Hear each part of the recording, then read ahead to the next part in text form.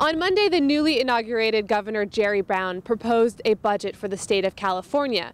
And it seems like the theme of cutting billions and billions of dollars is sticking around. And Brown says this is all in an effort to close the $25 billion budget gap that the state is faced with.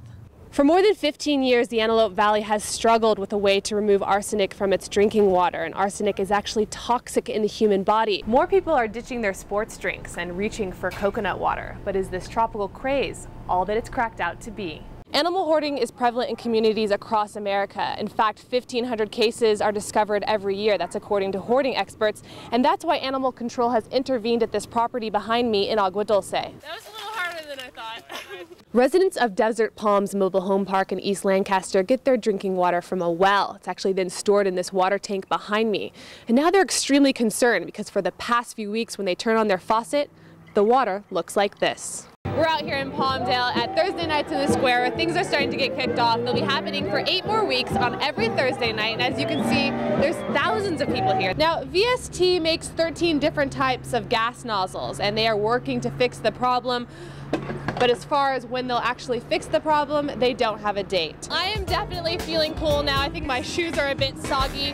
Now, we'll be bringing you more stories throughout the week from the Antelope Valley Fair, but that's all we have for you tonight. In Lancaster, I'm Kelly Moore for Time Warner Cable News. Homicide detectives say 18-year-old Erwin Velasquez was attacked and stabbed Wednesday night in the 38500 block of Larkin Avenue in East Palmdale. I don't know why it happened. I don't understand why. I'm pretty sure none of us understand why. But it's just part of the life, you know, it's the streets. You know, no one ever really talks about the streets. It's hard out here, you know what I mean? We all live a hard life. You know, everybody from here is from a continuation school. We're all living a hard life. Crime officials say 5 male Hispanics are wanted for this crime, but no arrests have been made. And residents of this neighborhood say no one is coming forward with any information. You know, it's nothing to get beat up and pick yourself up, but to get stabbed, look at the blood. Dozens of friends and fellow AV Youth Build students and staff members formed a circle around the area where the brutal attack happened. He got along with everybody, no matter if they were from different areas. He got along with everyone. As you can tell, all people are here for him.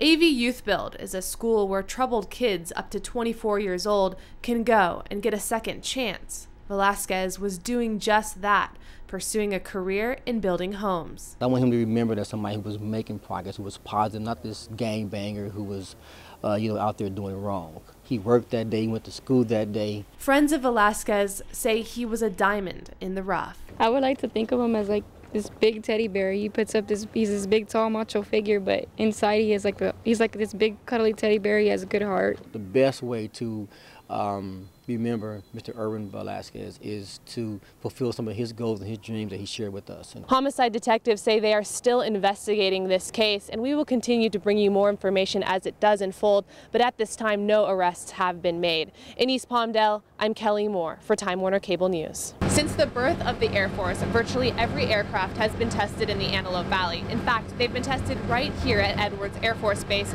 We're currently driving onto the base to see the F-35 in action. It's about as low as we're going to get to go.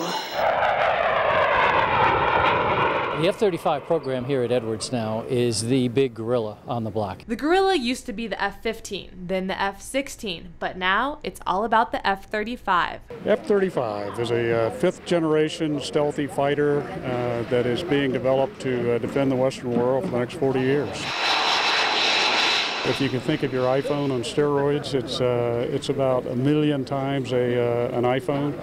Everything in there is controlled by software in one way or another. This high-tech fighter aircraft can travel at sonic speeds, breaking the speed of sound. In a combat situation, it allows you to go into enemy territory very quickly, a matter of minutes, find the target, attack the target, and leave the area very quickly, often before the enemy even knows you're there. The vision for this type of aircraft began decades ago, but the test flights are only a few months deep. A lot of these test points are checking out the structural integrity of the airframe right now.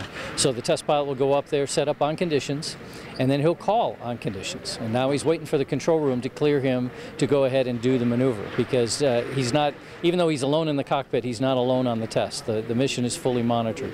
So the engineers in the control room are watching the parameters, and when they're all set and they're sure he's actually ready to go, they call clear to maneuver. He'll do the maneuver, they'll check key parameters, and then they'll let him know if he's ready to go on or they need to relook at it. When I first flew the aircraft, it was the biggest smile I'd had in many years. The performance out of the aircraft, when you put the power up, was better than I expected. The way the aircraft handled and felt when you flew the airplane was so natural that it felt like I've been flying it all my life. And so far, aviators say the test flights have been successful. It's actually been a little smoother than we expected, so we've not used the margin. We've been able to go a little faster than we expected. Since May 16th, 60 test flights have been flown. The propulsion system on the airplane has done very well. The flight control system is extraordinarily agile in the environment we've taken it, and we have flown it supersonic. We've flown it slow. And so far to date, it's doing very well. Pilots say the F-35 is the future of the Air Force. We're planning on buying 1,763 of these airplanes. It's going to replace the F-16, and of course, because of the commonality with all the partner nations and with the Marine Corps and the Navy, there's great potential to cut the cost of operations. The F-35 that is behind me is one of two that is stationed here at Edwards Air Force Base. Now, there are 10 other planes just like these being flown across the United States. But Air Force officials say within the next 4 years, these F-35s will be taking their live missions. At Edwards Air Force Base, I'm Kelly Moore for Time Warner Cable News. It's like hell every day. This inmate will spend his entire life in prison for murder. And he is not alone. Majority of the inmates at this prison will never leave this desert cage. I never thought I'd have to use one, and I damn sure wasn't afraid to either. I made the choice to take a man's life.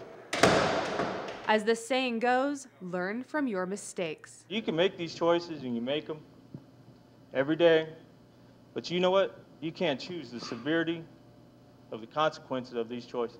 And these inmates want troubled youth to learn from their mistakes. We've walked the path that they're walking. That's why they are part of Convicts Reaching Out to People. It's basically like they're living the same life that I would have been living if I wouldn't have came here. Research shows that CROP is effective and kids who attend have stayed out of jail. Prison officials say that the CROP program not only impacts the lives of teens in need, but also affects inmates who are doing life in prison. It gives them an opportunity to really work on themselves. He says for the inmates who are in prison for life, this gives them a reason to live, knowing that they have something to look forward to, because the CROP meetings are held once per month, and there's a lot of preparation that goes into this program.